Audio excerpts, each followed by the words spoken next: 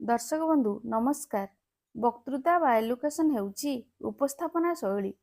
विषय वस्तु अति कठिन न होई सुद्धा जदि उपस्थापना शैली निर्भीक निर्भुल तथा विषय भित्तिक हुए ना तेबे निश्चय पुरस्कृत होई पारे। तो आसंतु देखिनबा आजिर विषय। यह तो एक नमूना मात्र।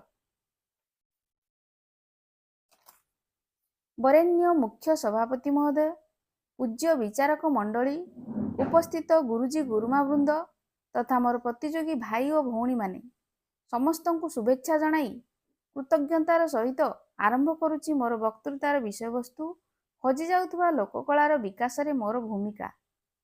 मो राज्य ओडिशा भारत मानचित्रर पूर्व भाग रे अवस्थित मोर माटी मा परिचय तार महान यशस्वी साहित्यिक औपन्यासिक नृत्यशिल्पी चित्रशिल्पी वैज्ञानिक काहींरे केते व्यक्तित्व यार नाम को इतिहास रे स्वर्णाक्षर रे लिपिबद्ध करि जाइछंती। यार ऐतिह्य बहु पुरातन, संस्कृति परंपरा मध्य पुरातन। एही संस्कृति परंपरार छाप देखिबाकु मिले लोककला रे। मो माटी रे केते जे लोककला रहिछि।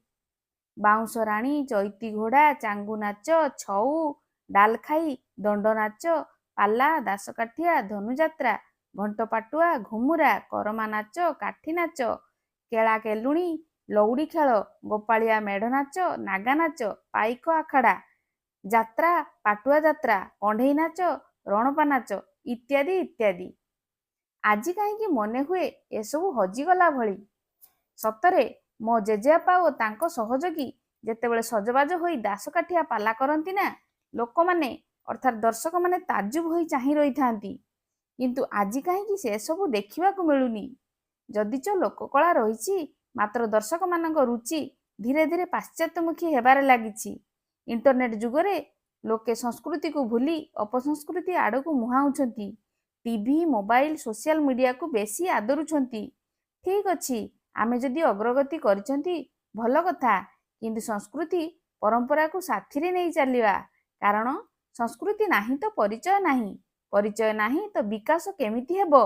तेणु लोककला को विकास निहाती करिबा जरूरी।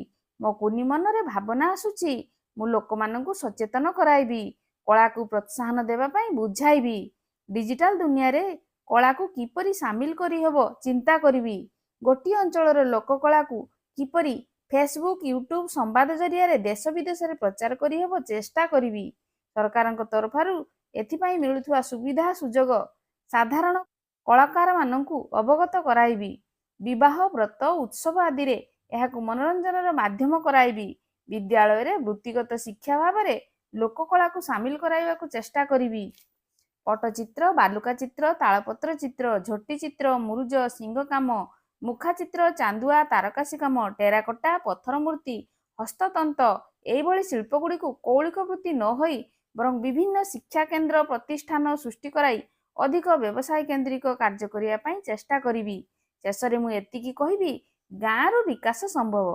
तेणु समाज संस्कृति और पारंपरिक लोककलार प्रचार और प्रसार आम समस्तंकर परम कर्तव्य हेबा उचित।